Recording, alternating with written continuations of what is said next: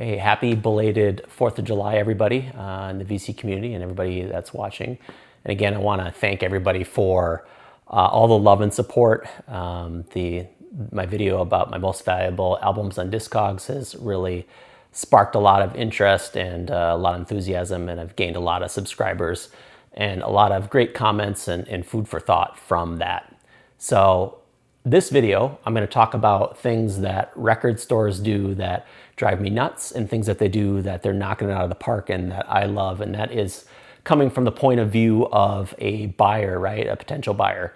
So let me know in the comments if you agree with me or if you disagree or what you think. But I'm going to go through a couple of local record stores and a couple of national ones as well. And again, describe what they're doing right and what I think they could use a little help with. So without further ado, the first place I'm going to talk about is called Cheapo Records. They're in Minneapolis. Their main location started in Minneapolis. They have two other locations. They have one in St. Paul. They have one in Blaine as well. And they've been around since 1972. And some of the things that they are doing right, they have big stores. And they have LPs, they have CDs, they have DVDs, they have posters, but they've got a ton of space, right? So the racks are never overly clustered. They're never too full. It's really easy as a buyer to go through and look at what you're looking for and to find it as well. The other thing that they do that's really nice for used LP buyers, which is me, is they have a section for new arrivals, which is an absolute must in my opinion. You must have a new arrivals. Don't mingle that in with the stuff that's been there forever and that's not selling. That just, if you're a regular customer or you come there frequently, that's an ultimate pet peeve, right? Is that you have to go through the bins to find what's newly arrived. But what they do at the new arrivals, which I really, really like, they have new arrivals for each day of the prior week. So there'll be the new arrivals that came in on Monday, Tuesday, Wednesday, Thursday, Friday, Saturday, Sunday, etc. So you can go through, and there's a whole section there of what is the newest and which days it came in, which is really fantastic. And the other things that they do that I really, really like is they grade their records. Their grading system's a little bit different than I'm used to. There's only 3 grades. So they have fine, which is as nice as it gets. Good is middle of the road. And then they have fair, which is in relatively rough condition. But the good part is that their grading is very conservative. So if you get a fine record, you know it's going to be in near mint or better condition. If it is good, it's good. It's like VG++ or EX. And then if it's fair, it's probably VG, maybe teetering on VG+. But for most part, they really aren't cycling many things through there that are in terrible condition. So now I'm going to show you what they do pricing-wise that I don't like. So here's an album that I just picked up recently. And this was out of Blaine location. This is Gene Aman's. This is a jazz record from Prestige. This one came out in 1973. And I'll show you one thing that they did that I really don't care for is we've got the price sticker right here, but we have shrink on this. They could have went on top of the shrink, yet they peel back and they put it on the actual album cover there that's textured, which is going to be really hard for me to get off without leaving some residue. I do have a way to do that, but it's a real pain in the butt. And had it been on the shrink, it'd have been a whole lot easier to remove, not a big deal. But you can see right there, they have it graded fine. So this one's in really nice condition, and I know when I pull it out that it's gonna be in fine condition, right? And so when we do pull it out, we'll see that's really nice, but they do something else on here that really irks me as well. They put the price sticker on the label there as well. So that's so you can match it, and obviously so people aren't stealing it. Sometimes they put it on both sides, but in this particular case, it's on one side. But now for me, I don't like that on there, so I'm gonna have to try to get it off. It might leave residue, it might not. It might tear the label, it might not. There's a lot of unknowns. But for me, that's a huge no-no. They've always done that, and it's not something that I like. Now, the other thing that they do that I'm not a huge fan of for more expensive albums, I think it's like $14.99 or $15 and up, they'll seal them, right? So this one's graded. This is Ozzy's first album, Blizzard of Oz. And you can see there again, they've got it graded, so it's fine. So I'm fairly certain that it's gonna, well, not fairly certain, I'm positive that it's gonna be in great shape. But it's completely sealed up, so I can't take a look at the vinyl. I have no idea of knowing which pressing this is, what it actually looks like. Does it have the inner sleeve? I don't know. So in this case here, this wasn't too expensive, so I bought it as is. But if I'm paying, I'd say 20 or over, I'll take this to the counter and I'll have them open this up so I can take a look at it. But that's a colossal pain in the butt, not only for the people that work there, but for me as well, right? Because I could bring up 5, 6 albums, ask them to open them, and then maybe I buy one or I buy none. That's kind of annoying. The other reason they do this, Amoeba does the same thing. They'll bury a magnetic strip back there, just the anti-theft thing. So I get that part of it, and I get that you may be in some areas that have a lot of theft and you need to do what you need to do. But for me, when I'm looking for certain pressings, I'm looking for certain conditions, I'm looking to see if it has an inner sleeve, custom inner sleeve, those type of things. I can't do that without their help or their permission. And to me, that's a big detractor as someone who likes to dig and look through. So that's something I would do different if I had my own record store or if I was set up to do so. The second place that I want to talk about is another local company that's been around for a long time, local record store, and they're called Electric Fetus. They came out in 1968, so they've been around for a good long while, and a lot of things that they do right, and I like them a lot. They have a location in Minneapolis. They used to have a location in Duluth. That one has since shut down a few years back, but they carry CDs, LPs, they carry DVDs. They also have posters.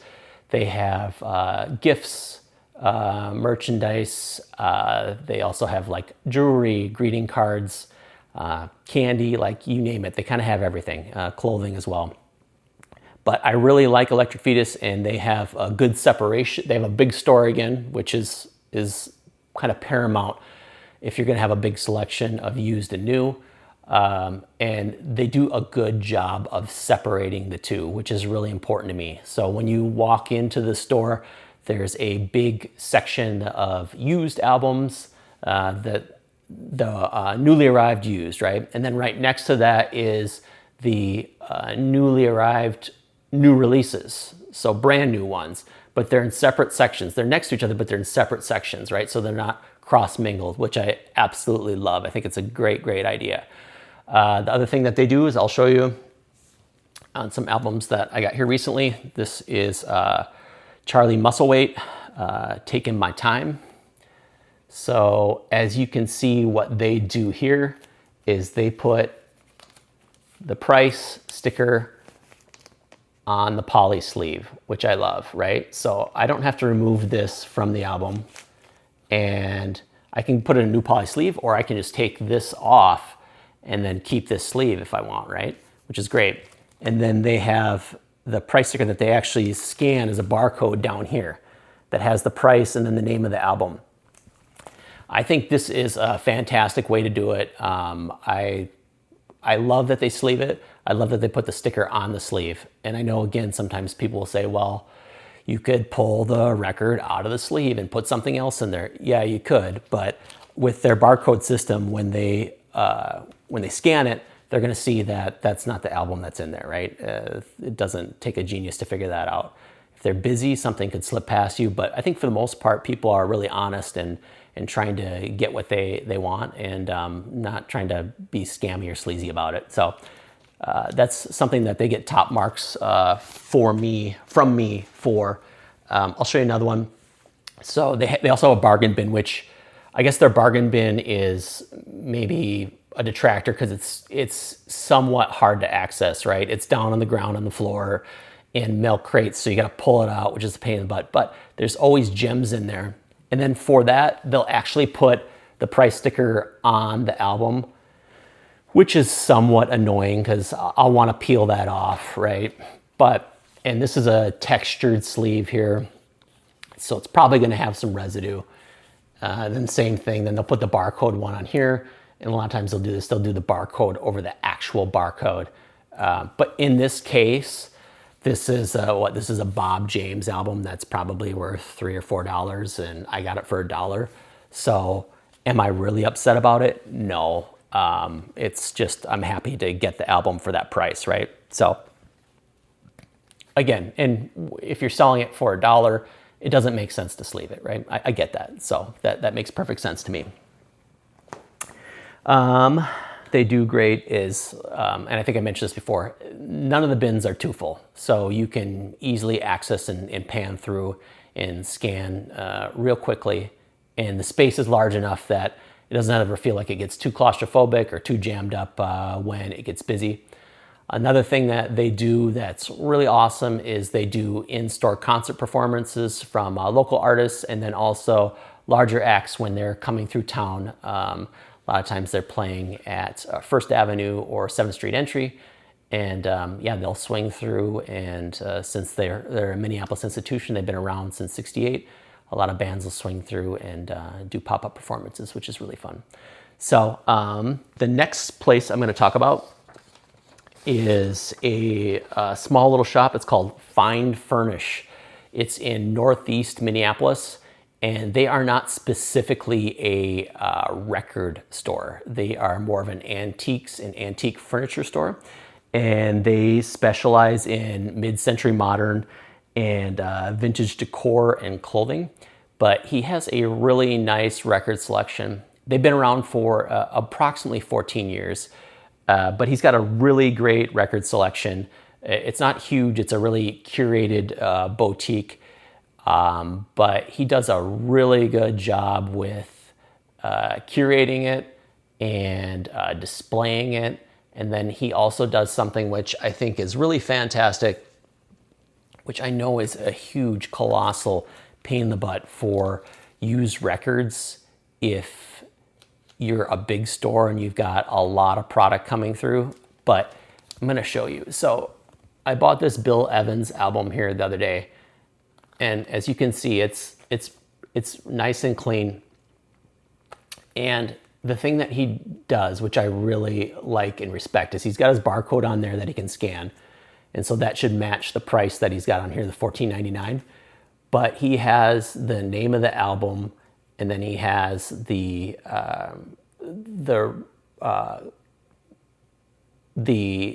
Verve, which is the label that it's pressed on, and then he has a grading. He's got condition VG+. So he's got all that information on there, so I know that when I'm just running through and I'm digging, I know all that information by just looking at the top without even pulling it out. But the other thing that's really nice is he's got it really conservatively graded, which again is a big tip I would say out there for sellers. Grade conservatively, because then whoever is going to purchase is going to be ecstatic out of their mind that you said it was VG+, but it's more like EX instead of the other way around, which is infuriating, right? When somebody says it's near mint and it's VG, that's how you lose customers. But if you grade conservatively, you're going to have people coming back again and again, and they're going to be singing your praises. And that's exactly what he did here. So if you look at this, this is definitely nicer than VG+, and the vinyl is near mint as well. I'll pull it out. I've already ultrasonically cleaned it, but I mean, it didn't need to be ultrasonically cleaned to prove that it's in outstanding shape. But absolutely love what he's doing there. Literally no notes. And the funny part is that that's not his mainstay, right? His mainstay is the furniture, and the records are secondary. And yet he has all this attention to detail on the records as well, which is fantastic and kind of unheard of or unseen, right? A lot of times people just focus on what they know well and let the other things kind of slide, but he has paid attention to all components of what he's selling there and takes great care and pride in it, and my hat's off to him on that. So now we're going to get out of the local record chains or record stores, and I'm going to do a national one that I've talked about quite a bit, but it's Half Price Books, and I've got a lot of deals there and a lot of good albums that I've been searching for a long time from Half Price Books. And they've been around since 1972, and the headquarters is in Dallas, so they started out in Texas. And Texas, I think, by far has the most Half Price Books. But in the Minneapolis, St. Paul metro area, we have 6 locations. We've got one in Apple Valley, St. Louis Park, St. Paul, Maplewood, Roseville, and Coon Rapids. And I regularly find records that I want from Half Price Books. And again, records aren't their mainstay, right? Half Price Books. Books is in the title. That's what they specialize in. But they also do books. They do games, DVDs. They do records. They do tapes. They do CDs. They got a mixed bag of everything. But something that I'll show you that they do really well, that I do like, is most of the albums, not all of them, but most of the albums, again, probably $14.99 or up, are going to come in a poly sleeve. So this is a really thin, probably 2 mil poly sleeve, which I'll replace because I don't really care for 2 mil. I usually like 3 or 4 mil, but it's sleeved nonetheless and it's protected, which I really appreciate. Again, sometimes if you're going to get a 99-cent album or a bargain bin album, they're not going to be sleeved, but who cares, because you're not paying much and you're probably digging and just happy you found what you're looking for, right? So the other thing that they do that I think is really fantastic, and they have these on their books as well, but it's their sticker. That sticker there comes off so easy and leaves no residue. In fact, I'm going to take it off here and show you. They never leave any residue and they come off relatively easy. So you just peel like this and you're not going to get any residue, and it comes off nice and easy. And then you're done. I don't have to spend any time scrubbing on that or getting something special to take it off, because once it's off, it's off. And I really enjoy that and I really like that. The one thing that they do sometimes that I don't care for is sometimes they'll separate the record or the cover from the actual LP. So they have the LP behind the counter and then you have to bring it up to see it. So in that kind of instance, that's frustrating to me. It's also frustrating to me when they have higher priced albums. They have them in a locked case that's within the record area. So there's a couple of small holes that you can kind of get your fingers through and see what's there, but you can't really inspect them. You don't know what pressing it is. There's so much mystery to whether you even want to ask somebody to open up the case to look in there, right? And then if you open up the case to look in there, then that person that opened the case for you has to watch you the whole time while you have the case open to make sure that you're not stealing anything or doing anything shady. So there's somebody looking over your shoulder as you're going through those, which can be stressful as well. So I do not like that part of how they operate. But I'll show you another example of what I'm talking about when it's separated. So I just put the price sticker on this one from the last one, but let's say I'm going through the bins and I see this Billy Bragg album. I'm like, wow, that's awesome, that's fantastic. So then I pull it out to look at it and there's nothing in there, right? It has it's got the original sleeve and some other things in here, but there's no LP, right? And it says that I need to take this LP up to the counter. So then I take it up to the counter and then they'll have it cataloged back there like this. And then you get to go through it and inspect it again with them in front or with you Meanwhile, there's usually a line that's piling up behind you while you're trying to inspect the vinyl, which you could have inspected back there had it been with it. So then you get to inspect it, and then you get to find out, oh, is this clean? Is this the pressing I wanted? Is it not? And sometimes, again, you can go through 3, 4, maybe 5 albums that you pulled up and not take a single thing. And then not only did you waste all that time, but you wasted everybody's time that's behind you waiting in line in queue that wants to purchase what they have and move on. So that part from a customer service perspective, to me, is baffling. I don't get it, and I don't like it, and I don't think I ever will. One last thing I'm going to show you that I don't like that happens quite often when people price records.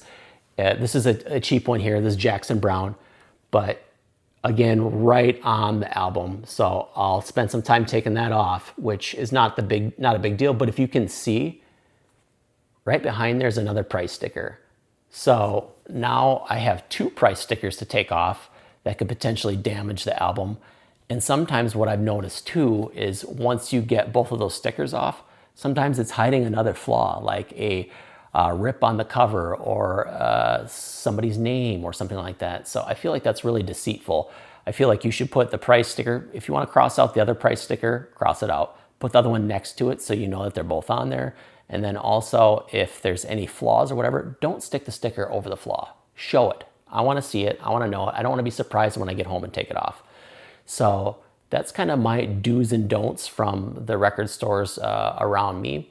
I'm going to show you, we're going to do another part of this real quick where I'm going to show you how I feel about the bin situation and what's optimal and what's not optimal. And then we'll wrap the video up and go from there. Okay, one last thing that I want to mention to you about half-price books before we go over and we do a simulated rifle through or pan through of albums from a record store, is that I want to mention that Half Price Books does 10% off always to librarians and teachers, which I think is fantastic. It's a place that I feel good about spending my money. I know they do the right thing and they pay it forward as well. Another thing that they do that's really awesome is at the end of the year, they have a monthly calendar that they will give you if you purchase over so much. I don't remember, maybe $20 or $25. Then that gives you a calendar. That's for purchases in November and December. Then you'll get a monthly calendar that will have 10% off. This is for July and August on your entire order. So here's September, October. So you get one for January, February, March, April, June, July, the whole thing. So you get everything except for, they don't have any coupons for November or December, but you may think it's 10%. It's not that much. It does add up. At the very least, it takes taxes off for you, so you're not paying taxes. But if you're doing bigger purchases, that 10% really goes a long way to cutting down your bill. So now we're gonna go and do a simulated buy or a thrift, if you will, like we're at a store. And I'm gonna show you my issues with what's going on, and then let me know what you think of it, and let me know what your thoughts are about when you're at a store and how the bins are as far as full and not full, and what feels best to you. All right, welcome to the simulated bin over here. Yes, this is just a box, but this is supposed to simulate a bin that you may find at your record store as you're going through and you want to flip, right? You want to flip through and see what's going on. First issue with this one, if you can take a look, it's absolutely packed, right? I can't get a finger in there barely, so how do I know what's in there? I have to damage these albums to try to look at it. So the very first thing I have to do in this kind of situation, which again, if you're a customer, is very off-putting. It's fun that it's full, but it's not fun that you can't see them without doing work. So the first thing I would have to do is take a fistful of records out of here. So we'll grab this stack here, we'll pull it up, we'll move it over to the side, and even then, like, that's still not a great amount, so I'm gonna pull even a little bit more, and I'm gonna flip through here. We'll just show you what's going on. So it's easier to flip through now, right? I can look see if there's anything that I'm interested in. Can pull it out a whole lot easier. Oh, like that. Sure, I can pull that one out and take a look at it. This one's got kind of an assortment of things in it, so not any one particular genre or one particular artist. But in the back here, I do have my Beastie Boys collection followed by my David Bowie collection. And as I go through it, I'm going to point out something that I find to be a pet peeve of mine, especially as a used collector, that really bothers me when people set it up this way, when store owners set it up this way. And sometimes you have limited space and you don't have a choice, but that's not what we're talking about here. Okay, so here's Beastie Boys. We got some singles. These are all original, which is great.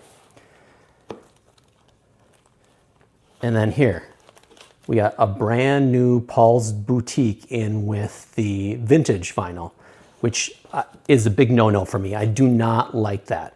That needs to be in a separate bin in new vinyl. It should not be in with a vintage version of Paul's Boutique. I don't really feel like this guy here, this box set, should be in with the vintage either. And then you get the same as we go through, and I'll even move some more out of here so we've got more room because we're having problems again. So we'll move everything back. And then we've got David Bowie, right? These are all original albums. Until we hit here. That's a Ryko repress. I don't like that in there. It takes me a lot longer to go through and figure out what's going on and realize, okay, like, yep, this is an original press. I'm interested in that. I pull this one out.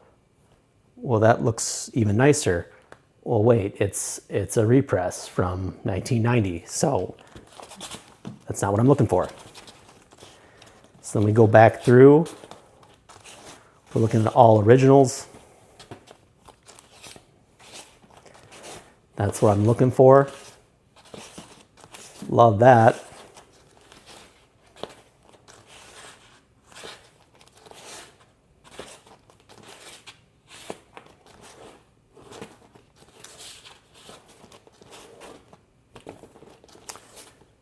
Almost there.